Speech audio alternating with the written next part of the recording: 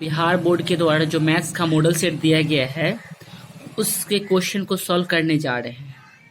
पहला model set है जिसमें पहला वस्तुनिष्ठ प्रश्न दिया गया है जिसमें 1 से 100 तक क्वेश्चन रहेंगे जिसमें मात्र 50 प्रश्नों का सही उत्तर देना है। ठीक है, कोई भी 50 क्वेश्चन को बनाना है। पहला क्वेश्चन है कि निम्नलिखित में से कौन सी सबसे छोटी संयुक्त संख्या है। तो आप सभी जानते हैं कि संयुक्त संख्या सबसे छोटी क्या होता है, 4, 6, 8 ये सब है। तो सबसे छोटा कौन है, 4। उसके बाद दूसरा क्वेश्चन है पाई 1 क्या है। तो पाई 1 अपरिमेय संख्या होता है। ठीक है, ए नंबर ऑप्शन सही है इसका। तीसरा नंबर, निम्नलिखित में कौन अपरिमेय संख्या है। तो आप इसको बनाएंगे तो अगर रूट 3/12 है तो इसको अगर काट देंगे तो ये काटने पर क्या बचेगा, 4 नीचे, यानी 1/4 आएगा और इसका रूट। ठीक है, तो इसका रूट करेंगे, इसका रूट करने पर कितना आएगा, 1/2। 1/2 क्या है, ये परिमेय संख्या है। ठीक है, तो ये परिमेय संख्या है। फिर इसको काटेंगे। ठीक है, तो इसको काटने पर क्या आएगा, 1/5। ठीक है, तो 1/5 आएगा, रूट पर चढ़ाएगा तो इसका वर्गमूल आएगा, नहीं निकल पाएगा। तो इस वजह से ये हो जाएगा अपरिमेय संख्या। तो मेरा ऑप्शन नंबर बी क्या हो जाएगा, करेक्ट हो जाएगा। ठीक है, उसके बाद दो संख्याओं के लॉसर तथा मौसा बराबर है तो संख्याएं होती है। तो दो संख्या तभी बराबर होंगे जब उन दोनों संख्या के लॉसर मौसा तभी बराबर होंगे तब वो दोनों संख्या क्या होगा, बराबर होगा। जैसे 10, तो दोनों संख्या अगर बराबर है तो इसका लॉसर और मौसा क्या होगा, निकालेंगे तो भी क्या आएगा, बराबर आएगा। इस वजह से ये संख्या क्या है, बराबर है। उसके बाद है 29.029। ठीक है, जिसमें दोनों क्या कर रहा है, रिपीट कर रहा है, रिपीटेशन हो रहा है। तो कभी भी देखते इस तरह का क्वेश्चन आता है तो डायरेक्टली जितना नंबर रहता है और उसके नीचे 99 लगा करके हम लोग क्या बना देते हैं, परिमेय संख्या। तो इसका ऑप्शन कौन सा सही है, ऑप्शन नंबर डी सही है। ठीक है, उसी तरह हम लोग देखेंगे 6 नंबर क्वेश्चन में 1 माइनस साइन स्क्वायर 60 डिग्री। तो इसको हम लिख सकते हैं 1 माइनस साइन स्क्वायर थीटा बराबर क्या होता है, कॉस स्क्वायर थीटा। तो हम इसको लिख सकते हैं कॉस स्क्वायर 60 डिग्री। थीटा क्या होता है, 60 डिग्री है तो कॉस 60 का मान 1/2 होता है। तो इसका स्क्वायर करेंगे तो 1/4। तो 1/4 सी, ऑप्शन नंबर सी सही है। क्वेश्चन नंबर 7, निम्नलिखित में किसका दशमलव प्रसार शांत होता है। तो हम लोग जानते हैं कि शांत होता है उसके नीचे उसका हर कैसा होना चाहिए, 2 के पावर m गुने 5 के पावर n के रूप में होना चाहिए। ठीक है, अगर इसका हर इस तरह इसमें है तो हम लोग क्या कहेंगे, वो शांत है। तो देखिए 40 को अगर हम लिखेंगे 40 बराबर तो लिख सकते हैं 2 के पावर 8 गुने 5 के पावर 1। ठीक है, तो 8 × 40, तो 40 आ रहा है ना। तो ये इसका इस 2 के पावर m गुने 5 के पावर n पर बैठ रहा है, इसलिए ये क्या हो जाएगा, ये हो जाएगा शांत। इसका दशमलव प्रसार शांत होगा। इसके अलावा ये नहीं होगा, ये भी नहीं होगा और ये भी नहीं होगा। ठीक है, हम लोग बात करते हैं अगला क्वेश्चन 8 नंबर क्वेश्चन में निम्नलिखित में किसका दशमलव प्रसार शांत है। तो हमने बात किया कि जिसका 2 के पावर m गुने 5 के पावर n के रूप में रहेगा उसका दशमलव प्रसार क्या होता है, शांत होता है। ठीक है, और नहीं होगा तो अशांत होगा। तो इसमें अशांत देखना है। तो देखिए ये 2 के पावर 3 के रूप में लिख सकते हैं तो ये हो जाएगा, तो ये शांत होगा। और ये भी देखिए काट देंगे, इसको काटने पर 3 ऊपर और नीचे कितना बचेगा, 3 से काटेंगे तो 2 तिहाई 6 और 5 तिहाई 15, यानी 2/5। ठीक है, तो ये 2 के पावर 0 हम लिख सकते हैं ना, 2 के पावर इसको 2 के पावर 0 गुने 5 के पावर 1 लिख सकते हैं तो बराबर 5, क्योंकि 2 के पावर 0 कितना आता है, 1 आता है। तो 1 गुने 5 बराबर 5। तो ये मेरा क्या हो जाएगा, ये भी शांत हो जाएगा।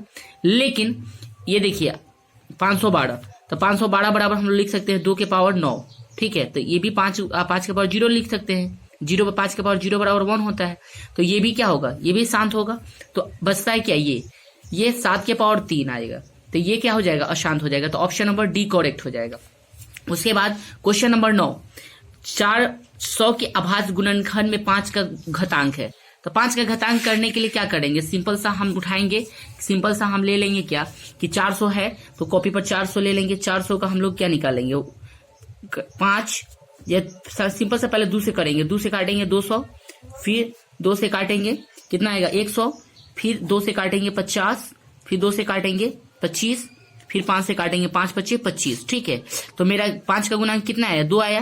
तो इसलिए इसका क्या होगा, इसका 5 का घातांक बोल रहा है तो 5 का घातांक कितना हो सकता है, तो 2 हो सकता है। ठीक है, ऑप्शन नंबर उसका 10 नंबर क्वेश्चन में आते हैं, यदि 130 बराबर 15 गुने 8 + 10 तथा मौसा इतना 130 15 का मौसा बराबर मौसा XY, यानी कि इसका जो मौसा है इसके मौसा के बराबर है। तो बताइए 30 और 15 का मौसा अगर हम लोग निकालते हैं, 130 और 15 का मौसा, तो कितना आएगा? तो सिंपल सा हम लिखते हैं 130 बराबर 15 गुने कितना, 15 गुने 10, 15 गुने 8 लिखेंगे, ठीक है, 8 प्लस 10, फिर हम लोग 15 लेंगे तो 15 बराबर लिख सकते हैं 10 गुने 1 प्लस 5, ठीक है, फिर 10 बराबर 5 गुने 2 प्लस 0, तो क्या आ गया? मौसा इसका आ गया HCF 5 आ गया। तो HCF जब इसका 5 है तो इसका भी HCF कितना होना चाहिए? 5 ही होना चाहिए। तो बताइए इसमें से कौन सा जोड़ा जो दिया हुआ ऑप्शन में 5 और 10 का मौसा कितना आएगा? 5 आएगा।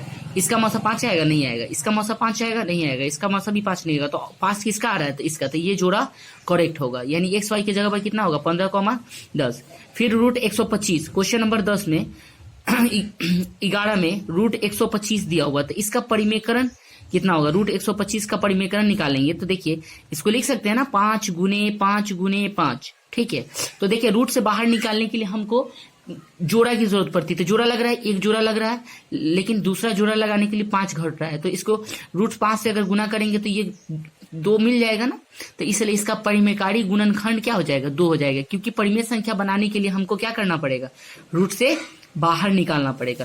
क्वेश्चन नंबर 12 की तरफ चलते हैं। निम्नलिखित में से कौन सा युग्म सह अभाज्य है? सह अभाज्य का मतलब होता है कि वैसी संख्या जिसका मौसा कितना है? 1 आए। तो 9 और पहला जोड़ा देखते हैं, 9 और 16 का अगर मौसा हम लोग बनाएंगे तो मौसा कितना आएगा? इसका मौसा आएगा 1 आएगा, ठीक है।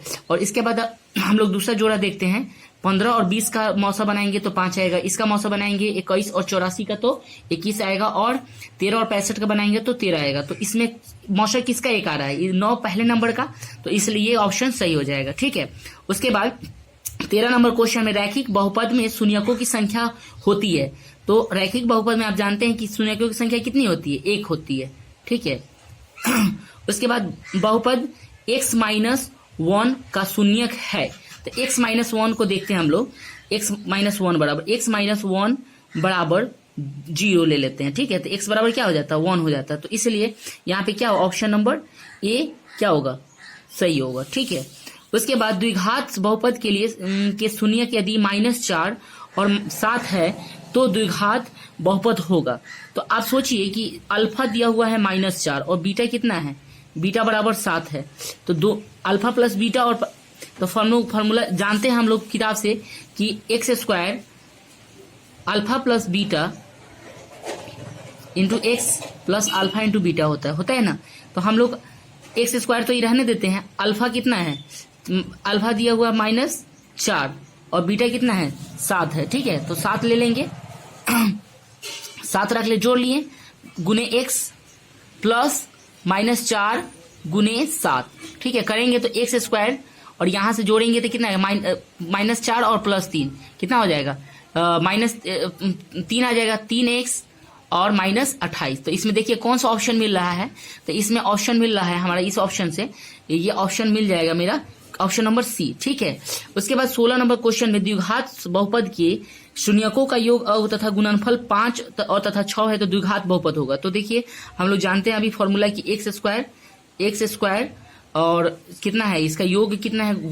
शून्यकों का योग है 5, तो 5x और गुणनफल कितना है? अल्फा इंटू बीटा कितना? 6 है तो 6 हो जाएगा, +6 बराबर 0। तो इसमें कौन आ रहा है? देखिए तो ये ऑप्शन नहीं, ये ऑप्शन आ रहा है, यानी ऑप्शन नंबर सही है, ठीक। Option number B. 17 number question में यदि बहुपद x² -6y + 8 के शून्यक अल्फा तथा बीटा है तो अल्फा इंटू बीटा बराबर, तो अल्फा इंटू बीटा बराबर हम लोग जानते हैं, अल्फा इंटू बीटा बराबर c/a। तो c कितना है? 8 है, और a कितना? 1 है, तो 8 आ जाएगा। ऑप्शन नंबर कौन सा सही होगा? तो ऑप्शन नंबर ए सही होगा। उसका क्वेश्चन नंबर 17 में देखते हैं। क्वेश्चन नंबर 17 देख लिए। 18 में fx बराबर 3x² - 7x + 2, तो f-1 का मान होगा। तो f-1 का मतलब होता है कि x के स्थान पर जहां जहां x है वहां क्या रखेंगे? -1 रखेंगे। तो आप खुद सॉल्व कर लीजिए कि अगर हम x के स्थान पर -1 रखेंगे तो 3 इंटू -3 1 का होल स्क्वायर -7 गुने -1 और +2, ठीक है, तो यहाँ पे अगर माइनस का होल स्क्वायर करेंगे तो कितना 1 आ जाएगा, तो 3 आ गया यहाँ से गुना करने पर, यहाँ आ गया माइनस माइनस प्लस 7 और 2 कितना आ जाएगा, देखिए तो टोटल जोड़ के 12 आ रहा है। इसका ऑप्शन कितना होगा क्वेश्चन में बी, यानी 12 हो जाएगा। बहुपद एक्स स्क्वायर माइनस 3 के शून्यक है, तो आप शून्यक निकालने के लिए जानते हैं कि एक्स स्क्वायर माइनस 3 बराबर क्या ले लेंगे, 0 ले लेंगे। 0 जैसे लेंगे तो यहाँ एक्स स्क्वायर बराबर क्या आ जाएगा, इधर लाएंगे तो 3, यानी एक्स बराबर प्लस माइनस √3, यानी एक बार प्लस एक बार माइनस। तो ऑप्शन नंबर 20 सही है। तो उसका क्वेश्चन नंबर 20 में निम्नलिखित में से कौन 6x माइनस 2y बराबर 0 तथा 10x प्लस 2y बराबर 32 का हल है। तो हल निकालने के लिए हम लोग सिंपल सा क्या करते हैं, सिंपल से कैलकुलेशन करते हैं।